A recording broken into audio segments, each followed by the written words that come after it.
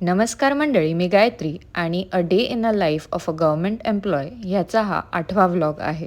तर मंडळी, आजचा व्लॉग काही वेगळा असणार आहे.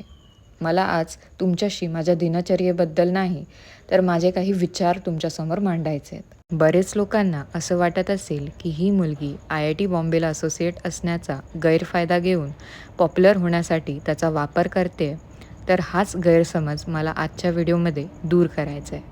माझा जन्म मुंबईचा आणि लहानपणापासून मी माझ्या आईबाबांना नेहमीच प्रायव्हेट सेक्टरमध्ये काम करताना पाहिलं आहे. त्यांची जी धडपड आहे, त्यांचं सुट्टी न मिळणं, त्यांना कुटुंबाला फार कमी वेळ देणं, हे सर्व मी रोज पाहत आली. खरं तर वयाच्या 21व्या वर्षीपर्यंत मला हेही माहीत नव्हतं की गव्हर्नमेंट एक्झाम्स असंही काही एक्झिस्ट करतं.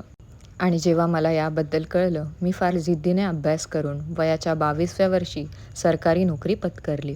महाराष्ट्रात बरेच मुलांना MPSC आणि UPSC या एक्झाम्स व्यतिरिक्त काहीच माहीत नाही आहे आणि ह्याचमुळे आपल्याला मराठी मुलं ही गव्हर्नमेंट क्षेत्रात फार कमी पाहायला मिळतात.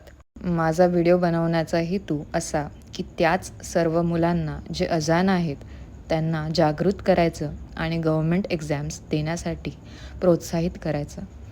आणि मला असं वाटतं की मी त्याच्यात नक्कीच सफल होते आहे. कारण मला खूप जणांचे मेसेजेस येतात. गव्हर्नमेंट एक्झाम्स कसे द्यायचे, काय द्यायचे, त्याच्याबद्दल माहिती, ह्याच्याबद्दल मला फार प्रश्न विचारले जातात. And I am not complaining. मी खूप खुश होते तुमचे मेसेजेस रिसीव्ह करून. बरेच लोक असंही म्हणतात की माझे डेली व्लॉग्स त्यांना मोटिवेट करतात. आणि मला असं वाटतं की माझ्यासारखी गव्हर्नमेंट एक्झाम्सबद्दल माहिती देणारी व्यक्ती जर प्रत्येकाच्या आयुष्यात असली तर त्याचं भविष्य नक्कीच उज्ज्वल ठरेल. आणि माझा विश्वास आहे की मेहनत आणि चिकाटी ह्या 2 गोष्टींना कोणीच हरवू शकत नाही. जय महाराष्ट्र.